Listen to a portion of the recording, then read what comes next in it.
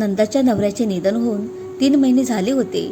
मुलांची सर्व जबाबदारी नंदावर येऊन पडली. लोक व नातेवाईक किती दिवस सांभाळणार? आपल्याला काहीतरी छोटे मोठे काम करावे लागणार असा विचार नंदाच्या मनात चालत होता. तिने ठरवले आपण चहा नाश्त्याचा स्टॉल चालू करायचा. पण तिच्याकडे एवढे काही फारसे पैसे नव्हते. नातेवाईक किंवा घरच्यांकडून पैसे मागावे तर बोलतील नवरा गेला तसे आमच्याकडे पैसे मागायला लागले आणि कोण किती दिवस आपल्याला सांभाळणार. ह्या विचाराने तिने स्वतःच्या घरच्यांनाही काही बोलली नाही.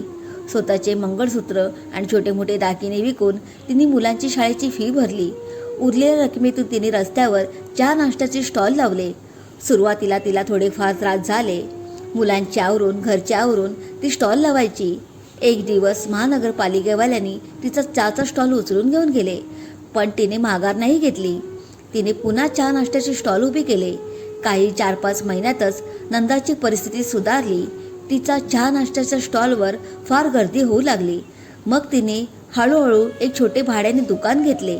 त्या दुकानात ती चहा नाश्ता व दुपारचे जेवण ठेवू लागली. बघता बघता तिचे स्वतःचे एक गाळा तिने विकत घेतला. आज ती छान आयुष्य आपल्या मुलांबरोबर जगते. मित्रांनो, एक छोटंसं उदाहरण. देव सर्वांना काही देतो पण घरात नाही. उडणाऱ्या पक्ष्यांना सुद्धा दाण्यांसाठी इकडे तिकडे वणवून फिरावे लागते, मेहनत करावी लागते. त्यांना सुद्धा दाणे त्यांच्या घरट्यात नाही मिळत. त्यासाठी त्यांना बाहेर पडावे लागते. तसंच आहे, आपल्याला सुद्धा बाहेर पडावे लागणार, कष्ट करावे लागणार. कष्ट हे कोणाला चुकले नाही. मित्रांनो, तुम्हाला काय वाटते ते नक्की सांगा.